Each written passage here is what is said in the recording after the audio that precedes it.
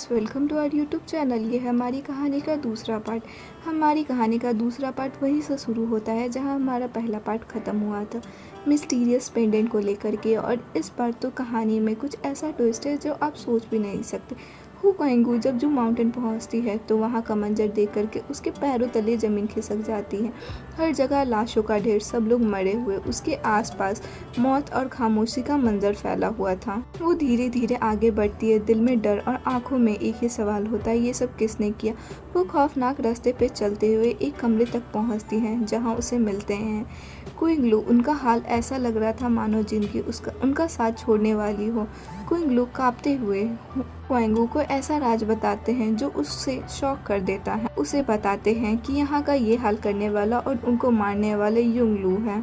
और ये सब जा कर के वो जिंगहुआ को बताने के लिए बोलते हैं और बोलते हैं कि वो चैंगलू जगह की सुरक्षा और भी बढ़ा दे। और मरते समय वो उसे एक किताब देते हैं और बोलते हैं जिंगहुआ तक पहुंचा देने के लिए। लेकिन जब वो वहां से जाने लगती है तभी युनलू का एक सैनिक तुरंत वहां पर आ जाता है और वो युंगकुंग पार कर देता है। एक डेंजरस लड़ाई चालू हो जाती है। सैनिक हू क्विंग को जख्मी करने की कोशिश करता है, लेकिन तभी वहाँ पे जिंगहुआ आ जाता है। जिंगहुआ हू क्वांगू मिलकर के वहाँ से निकलने की कोशिश करते हैं, लेकिन क्या यह आसान होगा?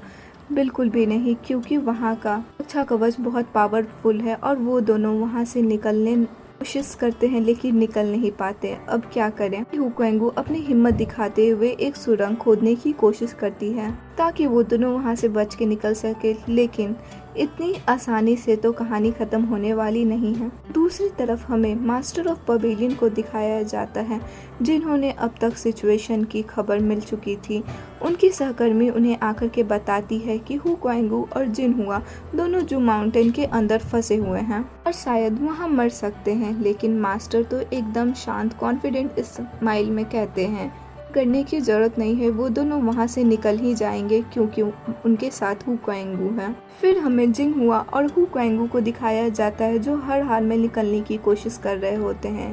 भी एक तूफान आ जाता है। वो दोनों हू क्वांगू के खोदे हुए गड्ढे में तुरंत से बचने के लिए चले जाते हैं, लेकिन क्वांगू अपना हाथ उस गड्ढे से बाहर निकालती है, तभी उसका हाथ कट जाता है और उसके कारण रक्षा कवच थोड़ा कमजोर हो जाता है। दोनों फाइनली वहां से निकल जाते हैं, लेकिन निकलते ही उनका सामना युंगलू के सैनिकों और युंगलू से होता है। लेकिन जिंगहुआ हू क्वांगू को एक सुरक्षित जगह ले जाता है, फिर खुद युंगलू से लड़ने के लिए वापस वहां पर आ जाता है। जिंगहुआ और युनलू दोनों में लड़ाई होने लगती है। फिर जिंगहुआ युनलू को मारने ही वाला होता है तो युनलू का होली गॉड सा क्विंगमो वहां आ जाता है। सा क्विंगमो जिंगहुआ बताता है कि इसने चैंगली सभी लोगों को मार दिया और उसने मास्टर क्यूंगू को भी मारा है। सा क्विंगमो युनलू को सुरक्षा कवच सही करने के लिए बोलता है और युनलू के सैनिकों को मारने लगता है ताकि जू माउंटेन पे तबाही मचाने वाले लोगों की भरपाई कर सकें।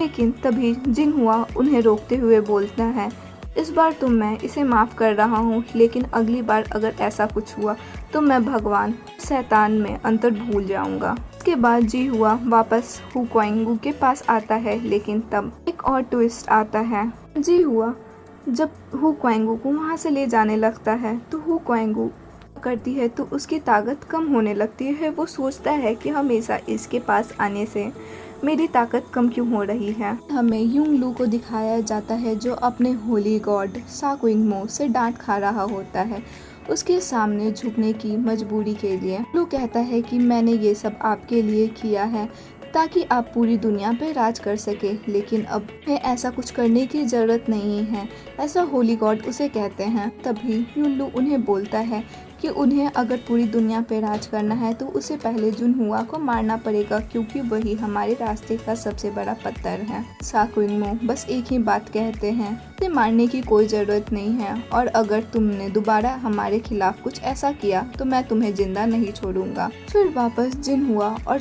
ही क्वांगू को दिखाया जाता है। हू क्वांगू जिनहुआ को बोलती है कि उसे चुंगलू का एक डिसाइपल बना दिया जाए, जिस पर जिनहुआ मुस्कुराते हुए बोलता है वहाँ का डिसाइपल बनने के लिए कुछ नियम और कायदे कानून है, कुछ परीक्षाओं से गुजरना पड़ेगा। वो अब 3 साल के बाद होगी। पूरी डिटर्मिनेशन के साथ कहती है, चाहे कितने भी साल लग जाए, मैं वहाँ की डिसाइपल बन करके ही रहूंगी। जिंगहुआ उसके बाद वहाँ से चला जाता है और फिर चुंगलू आ जाता है, जहाँ वह अपने सुरक्षा कर्मियों से बात करता है कैसे वो जू माउंटेन के सुरक्षा कवच को और भी मजबूत बना सके ताकि दोबारा कुछ ऐसा ना हो।